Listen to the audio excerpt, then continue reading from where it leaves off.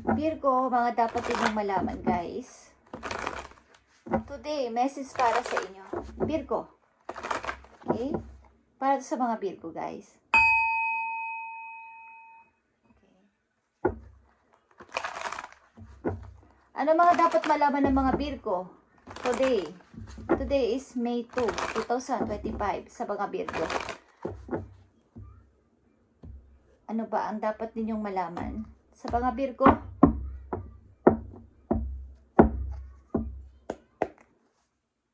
I need 4 message sa mga Virgo. Dapat nilang malaman. At para sa akin, mahalaga ang unang message, guys. Okay. Meron ditong King of Wands, guys. Aries, Leo is here sa mga Virgo. May nakatingin sa inyo sa malayo, guys. Someone is looking at you from a distance. But, nakatingin lang siya. Hindi ko naman malapitan si Virgo. Pero, iniisip ko yung aming dating naging samahan. Dati naming naging pagsasama. Ba't hindi naman ako makalapit kay Virgo? Okay. Para sa mga Virgo, ano ang dapat ninyong malaman?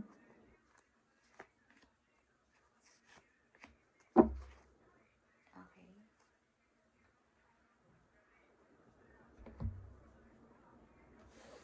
Mag-focus tayo sa inyong energy. Virgo, 7 of Swords is here. Ito ay isang collective person.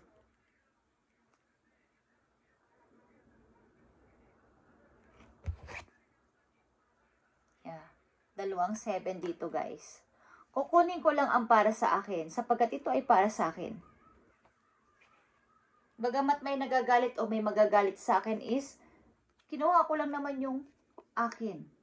Ito man ay pera, ito man ay inyong mga gamit, ito man ay inyong mga anak or any na mahalaga sa buhay ninyo is, kinuha nyo lang sapagkat yun naman ay para sa inyo talaga. Mayroon lang talagang nagsabotahe sa inyo. Pero yun ay para sa inyo talaga. Inyong tagumpay ninyo is para talaga sa inyo yun, but may kumuhang mga tao. Okay? May sumubotahe sa inyo. Titingnan natin to, guys. At second message sa inyo ay the Sun. Okay? I'm happy. Sa pagiging single, sa pagiging mag-isa, sa pag-re-start sa buhay ko. Masaya ako, okay? Pag ito ay lumabas sa reading, kayo ay isang happy talaga na person. Okay? Ito ay Leo energy. Anito ang Leo, Aries, Aquarius. Okay. I'm happy sa pagiging single. Ang ilan din sa inyo ay may anak na lalaki, guys. Okay. Yeah. I'm happy sa pagiging single at nakapag-move on na ako galing dito. Okay. Kumbaga ay galing kayo sa pag-healing. Tapos na to sa akin. At eto na ako ngayon. May freedom. Happy sa buhay. At gusto ko munang mag-solo. Ayaw ko na muna ng kahit sino sa buhay ko. Gusto ko munang i-enjoy ang pagiging pagkakaroon ko ulit ng kalayaan sa buhay, matagumpay na tao, at maayos. Nakita niyo ang 6 of Wands. Ito ay kalayaan, pagpunta o pagsunod sa dinidesire ng puso papunta sa iyong freedom at sa iyong kaligayahan, papunta sa dasan. Okay? Dasan. Papunta ka dito sa kaligayahan o happiness ng buhay o freedom sa sarili. Dahil meron akong pinili. Maaring ito ay trabaho sapagkat ito ay victory. Okay? Ito ay pagsasucess. Maaring may pinili ang ilan sa inyo magandang trabaho between two work. Meron kayong pipiliin o meron kayong pinili. Kaya liman dyan kung hindi pa ito nangyayari. Is meron kayong pipiliin na, bagamat dalawa yung trabaho na to na o dalawang tao ito na mahalaga sa inyo, dalawang trabaho na mahalaga sa inyo, is nakapili na ako. At papunta na ako doon sa happiness ko. Okay? Yeah. 8 of Cups. I'm leaving. Okay? But ito ay Scorpio energy. Puno ito ng lungkot, pero umalis ka o umalis siya sa buhay, okay, sa inyong sitwasyon, because meron akong hinahanap. Hindi na ako masaya dito. Gusto ko munang hanapin ang sarili ko. Nakita nyo ang 5 of Cups. Gusto ko munang hanapin ang sarili ko sapagkat ako ay gulong-gulo din. Gusto ko munang mag-isa. Okay lang sa inyo. But, may pagkakataon na naaalala nyo ang tao na to, kung ito ay tao na iniwan ninyo o person ninyo, is naalala nyo.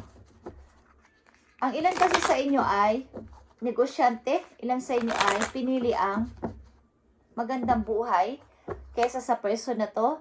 Ang ilan sa inyo dito ay pinili ang tagumpay, magkaroon ng freedom at hanapin ang sarili.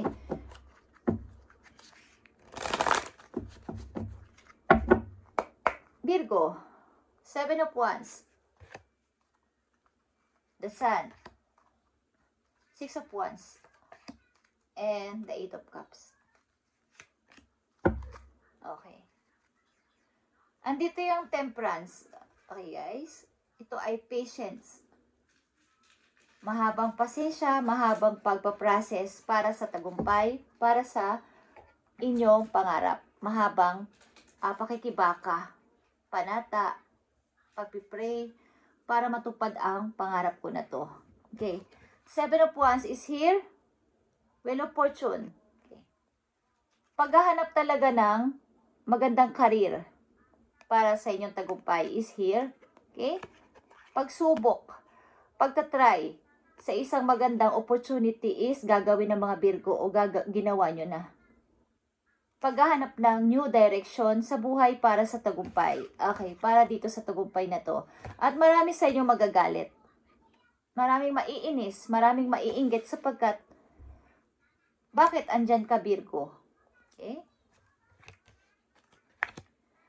The Sun is here. The Hierophant. Ito ay pagtupad talaga sa pangarap, guys. At may kinalaman din to sa family.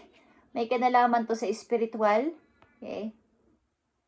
Sa halip na magmukmuk ako dito ay pinilit ko o pipilitin ko makabangon dito. Mag-ipon ng lakas para sa aking pangarap, para sa aking tagumpay. At sa ngayon is, ang ilang Virgo na nandito ay single at tutuparin ang pangarap sa buhay, mag-aaral muli. Ang ilan sa inyo ay i-start ulit mag-aral at punuin ng parang knowledge pa ang sarili. Mag-aral pa. Ang ilan sa inyo ay maaaring gustong magturo, maging speaker o something na nasa unahan para magsalita, magturo. Okay. At nag-i-enjoy kayo dito. I-enjoyin nyo itong inyong napiling kumbaga, gagawin sa buhay, larangan is i-enjoy nyo to muna sa inyong sarili sa ngayon. Okay. Knight of Pentacles. Pagpaplano talaga para sa inyong ikakaganda ng buhay o pananalapi. Maaaring ilan sa inyo ay susubukang pumunta sa ibang lugar para sa isang magandang opportunity.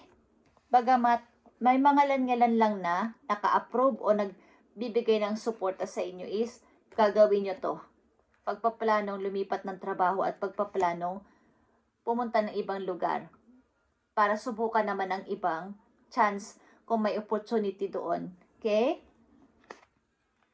Nandito ang 5 of Cups again. Maaring sira na talaga, okay? Dalawa ang 5 of Cups dito. Bagamat marami ditong love is, mayroon ditong umalis sa sitwasyon, malungkot man, marami mang love is, sira na kasi, wala nang ikakabuti pa, wala nang ikakagrow pa. Kahit anong gawin kong fix, papipix dito, katulad ng isang basong nasira o na bagsak, kapag na basag na. Kahit ano pang pagpipix na gawin ko ay hindi na. So, kailangan ko ng bago.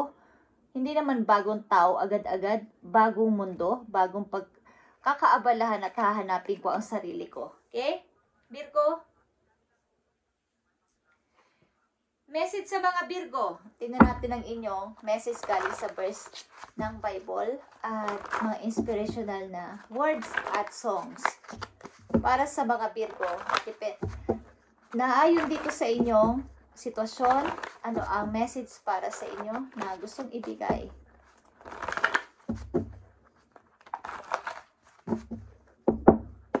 Virgo, I need message for Virgo. Thank you.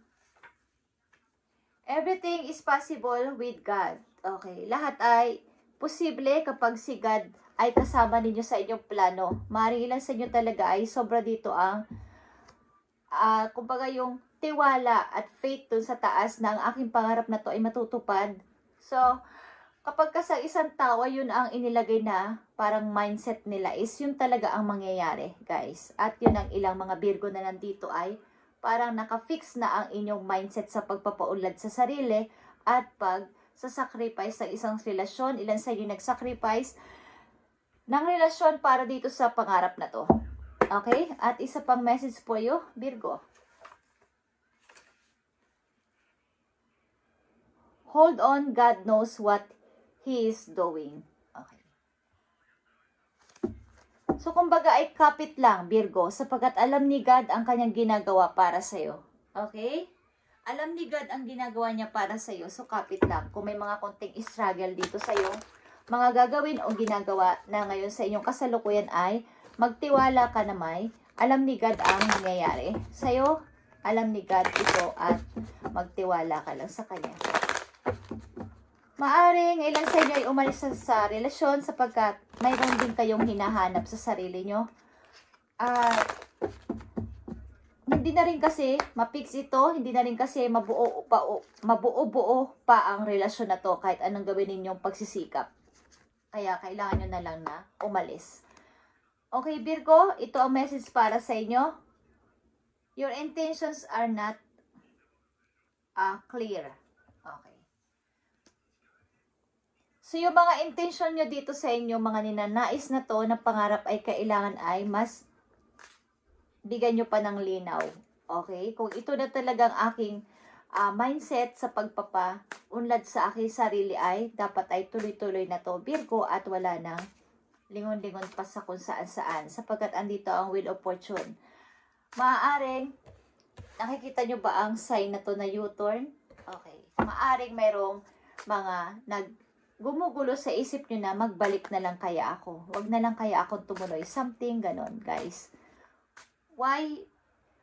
Nagdidire-diretso na ako, bakit may sign na U-turn? Ibig sabihin is, hindi pwedeng dumaan doon ang sasakyan. Sarado. So, ang tendency mo na lang ay mag-U-turn.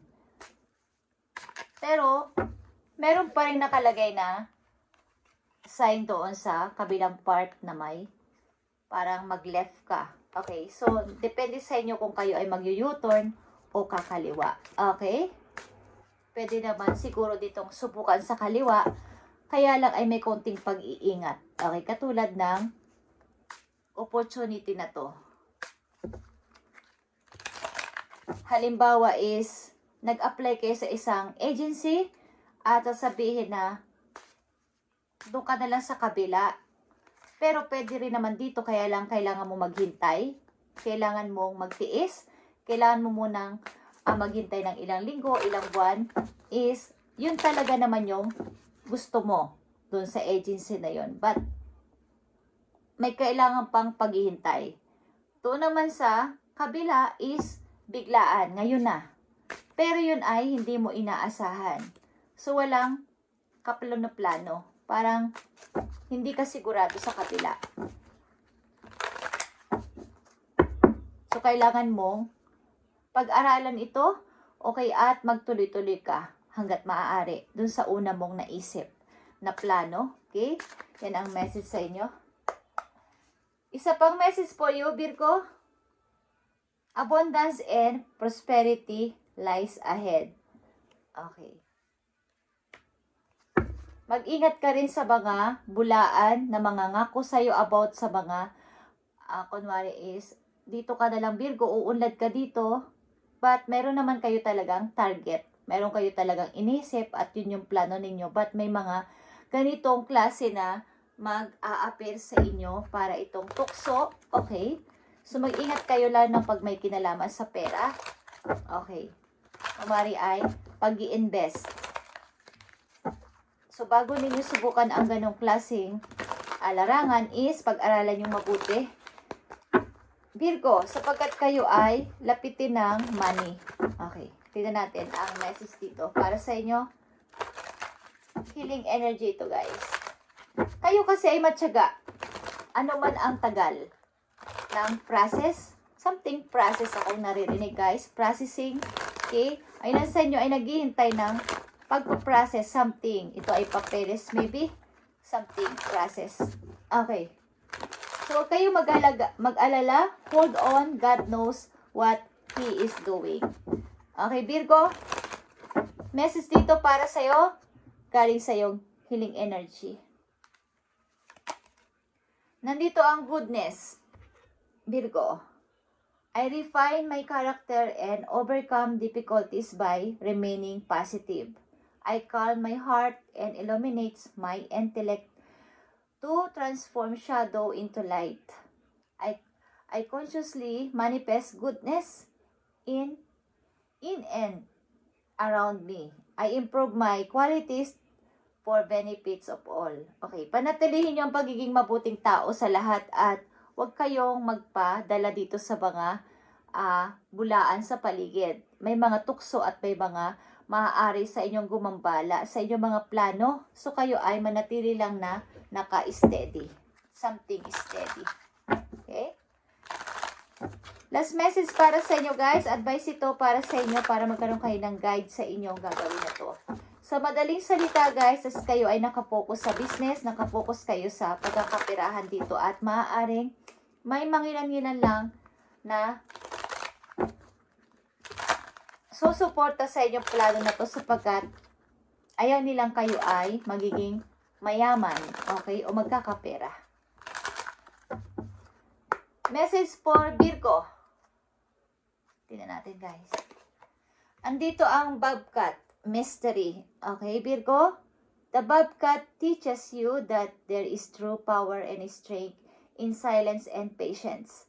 In order to get what you want, you must be willing to plan, adapt, and above all, have the patience to see your dreams manifest. Okay, it's all about sa iyong dreams talaga to. Lahat ng nasabi ko kanina is sinasabi sa iyo ng iyong spirit animals na Bobcat na ikaw ay maging misteryosa o misteryoso sa iyong mga plano simula sa araw na to at magkaroon ng pananahimik at matyaga. Lahat ng sinabi ko dito kanina, okay?